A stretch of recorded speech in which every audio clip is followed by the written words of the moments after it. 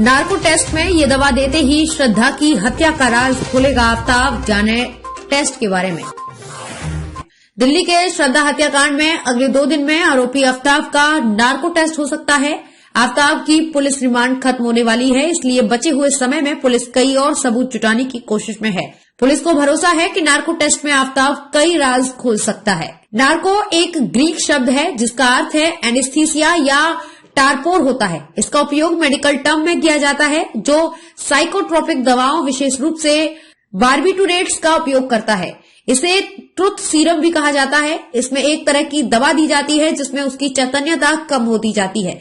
इसी दौरान उससे सवाल पूछा जाता है जिसका बिना संकोच किए वो जवाब देता है। चूंकि इस दौरान वो कुछ और सोचने समझने की हालत में नहीं होता, इसलिए जो सच रहता है वही बोलता है। हमने इसे समझने के लिए एनेस्थीसिया विशेषज्ञ डॉक्टर अभिषेक चंद्रा से बात की। उन्होंने कहा, इस टेस्ट में इंसान की नसों में सोडियम पेंटोथल, स्कोपोलामाइन और सोडियम अमाइटल इंजेक्ट किया जाता है। एनेस्थीसिया के जरिए जिसे ये इंजेक्शन दिया जाता है, इसके चलते शख्स की चैतन्यता कम होती जाती है, मतलब वो बेहोशी जैसी हालत में रहता है, हालांकि पूरी तरह से बेहोश नहीं रहता। इस दौरान उसमें अलग से कुछ सोचने और समझने की क्षमता नहीं रहती है। ऐसे में जो भी सवाल पूछे जाते हैं, आमतौर पर वो सब कुछ सही बताता है। डॉक्टर चंद्रा के अनुसार नार्को टेस्ट के दौरान मॉलिक्यूलर लेवल पर व्यक्ति के नर्वस सिस्टम में दखल देकर उसकी हिचक कम की जाती है।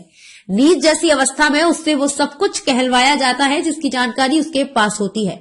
इंजेक्शन का डोज इंसान, लिंग, आयु, स्वास्थ्य और शारीरिक स्थिति के अनुसार तय किया जाता है। इस प्रक्रिया के दौरान व्यक्ति के पल्स रेट और ब्लड प्रेशर की लगातार निगरानी होती है। अगर ब्लड प्रेशर या पल्स रेट गिर जाता है तो आरोपी को अस्थायी तौर पर ऑक्सीजन भी दी जाती है। डॉक्टर अभिषेक ने इस सवाल का जवाब दिया। उन्होंने कहा कि हाँ, ये 100% सिक्योर नहीं है कि नार्को टेस्ट के दौरान इंसान सच ही बोले। कई मामलों में शातिर अपराधी नार्को टेस्ट को भी धोखा दे देते हैं।